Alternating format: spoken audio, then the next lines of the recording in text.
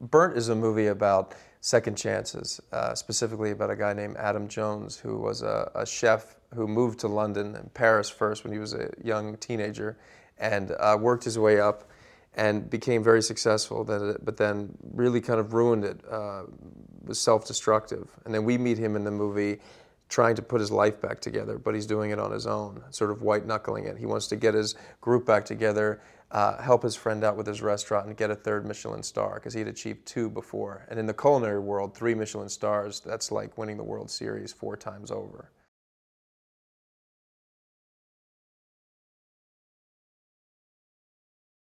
It's a movie about a guy who is fighting the temptation to allow people to help him. And in the end, the hope is that he realizes that he can't ever achieve what he wants without the help of others.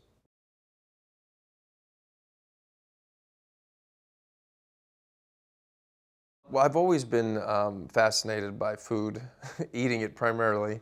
But growing up in an Italian household, my grandmother was an incredible cook, and we just grew up with food being basically what we talked about. You either talked about what you were going to eat, what you just ate, and what you're going to eat tomorrow. Those were basically the conversations that happened around the kitchen table with my family, which I think is people can relate to, actually.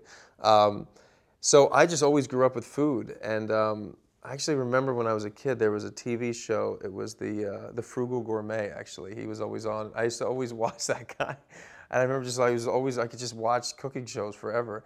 And I always loved to cook food for my friends. Like they'd come over, and I'd always just love to just test out stuff. So it was just something that always came natural to me.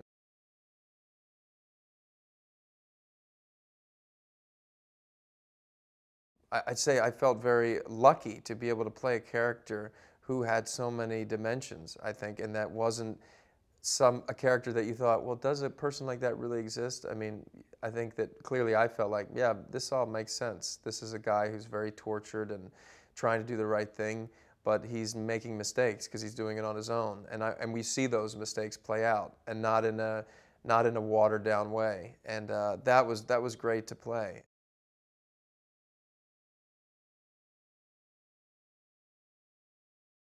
The structure of the film is such that you actually get to see him come back into a place that he's been rejected, or rather another city, and compile this sort of brigade again of this mercenary crew. One guy's in jail, another guy's trying to beat him up, another guy's this kid who's working at basically a kiosk, and then Helene, who he's got to steal from another kitchen. And you sort of watch Adam try to, shuck and jive his way through all this and sort of hustle his way into getting this brigade back, and actually hustle his way into having a restaurant that he could call his own, which he does by, in a way, blackmailing his former employee by inviting a food critic to come and knowing that he won't be able to, that the restaurant will not be able to deliver the goods unless they let Adam cook for her.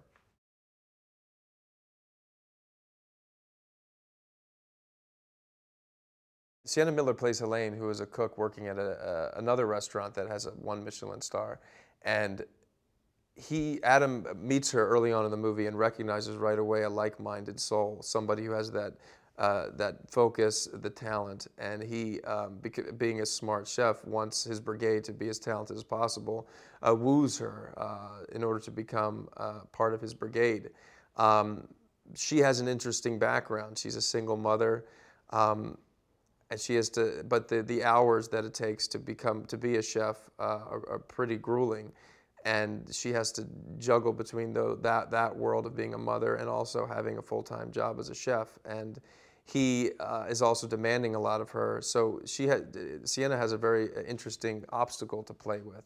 Also, having to put up with this guy who tries to do everything on his own. Yet it's a collaborative environment, a kitchen.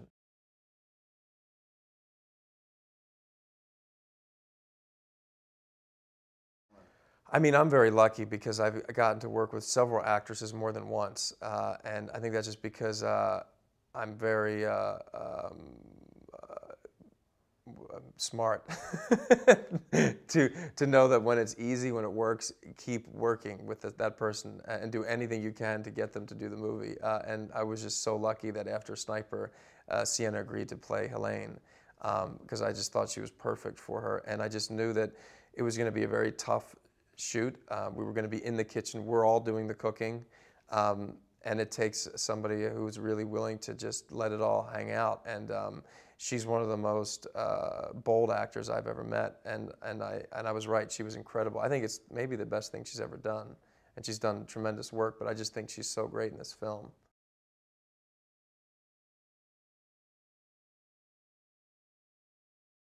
Daniel Bruhl's incredible. He plays Tony, um, who is the son of a restaurateur and who was the maitre d' at a restaurant that they all worked in. The cool thing also is that you realize that all these characters worked together in Paris at a restaurant growing up, which is very much like Gordon Ramsay, Gordon Ramsay, Marcus Wareing, and Mario Batali all worked for Marco Pierre White at one time or another.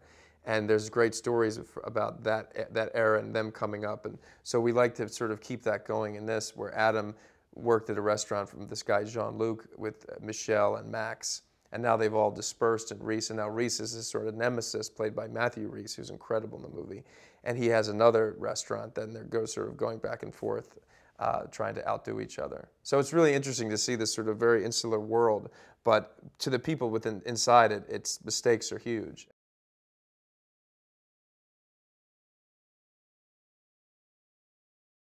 Yeah, Marcus Wareing is a leading chef who has made his home in London. He worked under Gordon Ramsay for years and then broke out onto his own and has his own, I think, 2 or 3 restaurants in London. One of them is a 2 Michelin star. He was absolutely invaluable. I'd say 30% of the things that come out of my mouth were written by him, because I just would ask him before every scene, what would you do here? What would you say here? You know, just for example, one scene when they're cooking for what they think are the Michelin who have come to judge the food, I said, you know, Adam doesn't stop talking. You know, make sure that, you know, serve it how I gave it to you, keep it level, fingerprints off. You know, all those things were just things that he told me that I would just basically parrot.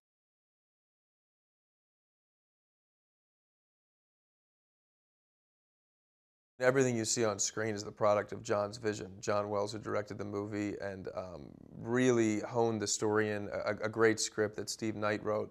John just came in and really was able to put it through his own lens, and authenticity is everything to him. And he, you know, sought out Marcus Wareing and his team, and just made sure that every time any of the actors stepped on set, that it was a fully functioning kitchen and that we were prepared and knew what we were doing.